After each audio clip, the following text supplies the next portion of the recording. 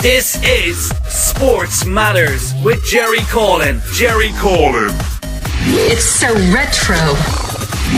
We cover all the biggest sports on the planet. MMA, boxing, snooker, football, darts, you name it, and we cover it. Okay, so welcome to Sports Matters with me, Jerry Coughlan. I'm joined by a legend, Mr. Two-Tap, Neil Seery. Neil, how's things with you? Great. Just finished training, straight here. Yeah. Always on the go. Always on the go, never stopping. We have to talk about the early days. How did you get involved in MMA first day? Was it something you always had an interest in, or did it just come about by pox or walking into a gym? Yeah, just basically walked into the gym, you know. I'd done a lot of training before I didn't really know much about it. Yeah. You know, the usual. Everybody was unemployed, shit, and watching stuff like that. You know, I'd done a lot of karate, and then I ventured into boxing clubs, and then I decided I started my career in Crow Park, in Handball Alley in Crow Park, in a small club up there, and things went from there. You know, I was only twice a week, and then I got off for the fight, and things just snowballed from there. You know, I didn't stop after that. You know. Yeah. And tell us about that first fight. Were you nervous? Was it something that just adrenaline kicked in? You know, it's so far back. It was just.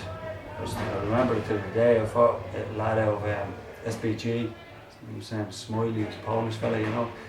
And I remember everything about it. I remember my corner throwing in the towel when I was getting ground and pound. Because I had no jiu-jitsu whatsoever, I had no wrestling, I had nothing basically. I started from scratch in this game. Definitely, and you've gone on to so much success. Tell us about the Cage Warrior days, because you were Cage Warriors Champion. How did you enjoy working with the company? Some great fights you had there, you know? Yeah, I loved working with Cage Warriors. They're always really good to me, you know. They're a fantastic promotion. We just see in the weekend. Yeah. There's Paddy coming Crazy Paddy, yeah. Crazy Paddy's great. Yeah. I love watching him. He's an entertaining fella, you know. He is. They were always fantastic, and you know what the thing about Cage Warriors is, they always seem to go along with people. People go on to the UFC, but they always bring in somebody else. Yeah. They always have somebody else coming in the pipeline, you know, and they seem to snowball to the UFC and someone else comes along. So the talent is constantly rolling through Cage Warriors, and you know, I loved the trips. I loved everything about the promotion, you know. As you say, I became the Cage Warriors Champion, which was another fantastic achievement for myself. The first flyweight, you know, so it was great. The days there were great, you know. Good stuff. Now you're loving UFC. What's it like to be fighting for the biggest brand in the world? Because first of all, you've had the hometown fight twice. First of all, what's it like to fight? Because I know what it meant to you. We've seen the celebrations. What's it feel like? You obviously can't put into words, can you? It's strange, you know. It's one of them. You're caught up in the fight thing, and then after you just get an explosion of. You're so tired after the fight, but still, when you get that win, there's nothing like the energy that you get from it. You know, you're able to jump all over the place, and you feel like you'd go again. But when you come down from it, you hit that just flat. It's like you've just got a punch a couple of seconds later, you know. So everything is just so high, and then boom, you kick back down to reality that it's over now. You know, I always love. People ask me what's my favourite wine.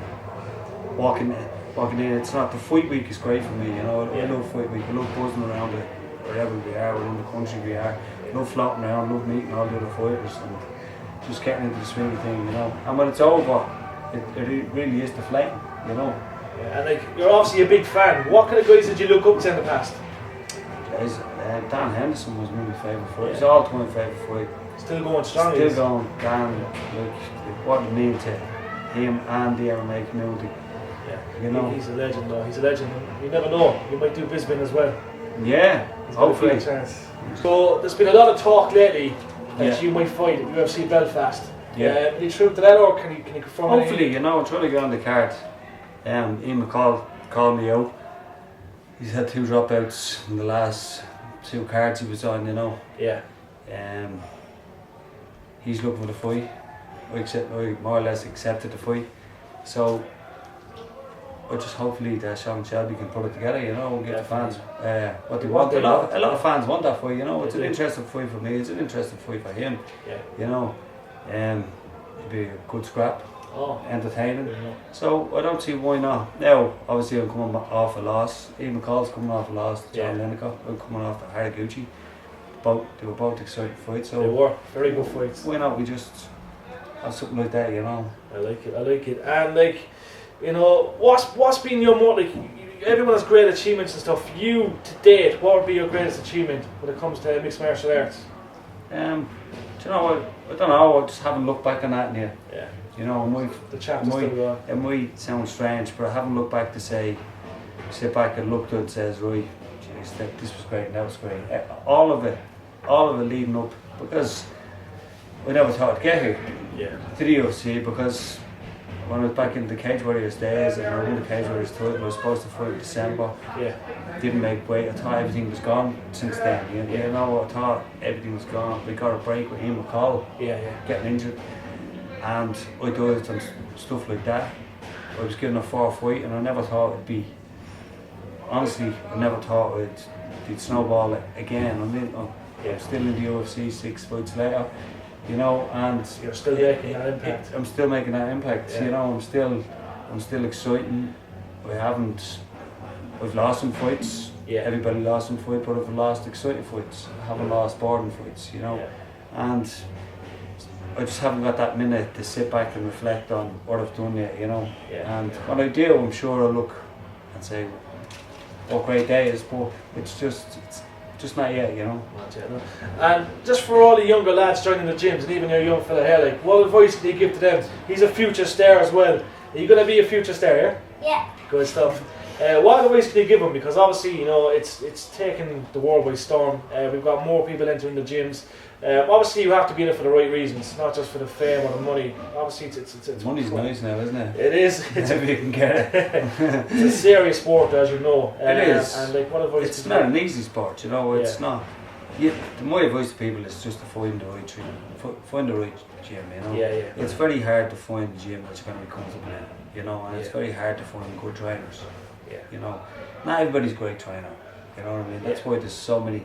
Even in boxing, like, you go to a certain amount of gyms that produce superstars.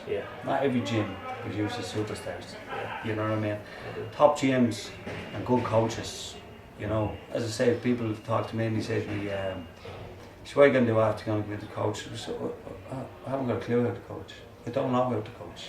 Do you know what I mean? Like, I haven't got that experience yet. I haven't got that, what the lads have put in. You know, I just know how to fight. I don't know how to coach, you know, not yet. You have to be taught how to coach, and it frustrates me when people just decide to open up clubs and throw people in, and you go in and everything's just wrong. Everything's wrong about it, you know. So my advice to people is find a gym that you're comfortable in, you know, and then go from there.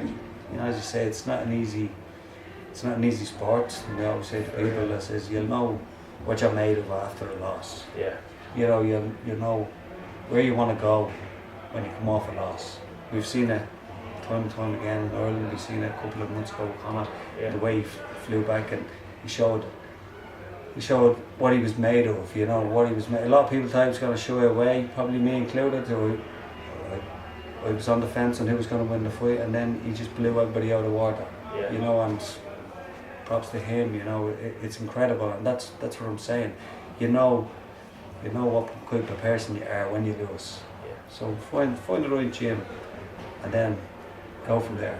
We're hoping that we're going to see you on the UFC Belfast card. If not, we know you're going to be in a card soon enough. It's an absolute honour. Thank you very much. Thank you, little man. I'm looking forward to seeing you on the telly soon as well. Tell man, show us the muscles. Good stuff. Exclusive for Sports Matters. Look at the biceps. Legends, lads. Thanks a million. Appreciate it. That means a lot, man. Check out all the latest interviews with Jerry and the Stairs weekly on Sports Matters.